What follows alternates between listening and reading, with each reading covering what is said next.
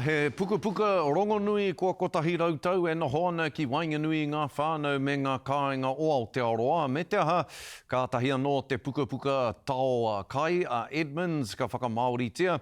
He mahi tahi tēnei nā te mātā wai me kotahi rau puka puka. I kōreroa Ethan Oneroa ki te kai whakamāori.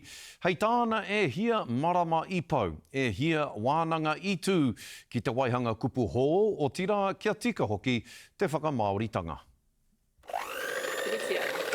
He reo kauta, ka rongohia. Kua roa e nei momo puka puka e whaiwahi mai ana ki tō mātou whānau.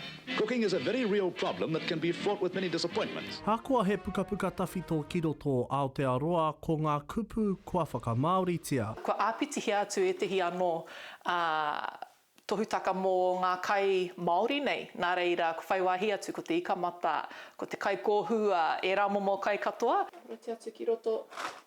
E hara noa ko te whāngai i ngā tamariki ki te kai te mea nui, engari ko te whāngai i te reo rangatira.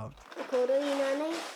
Wāhi me wāhi whetui dale. Kia au, ma te whakamauri e nei puka puka, e tai ai e rātau, o tira e tātou katoa e nei mahi, te karawhiu me te utonu ki te reo Māori. Ka tikokoa e te hikoko nui o te ranunga ki runga ki te paipai.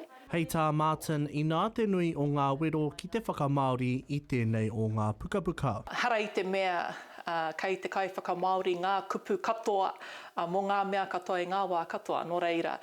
He wā ona me noho ki te kimi, ki te wānanga rānei e te hikupu hou. Porotinita, ginger slice.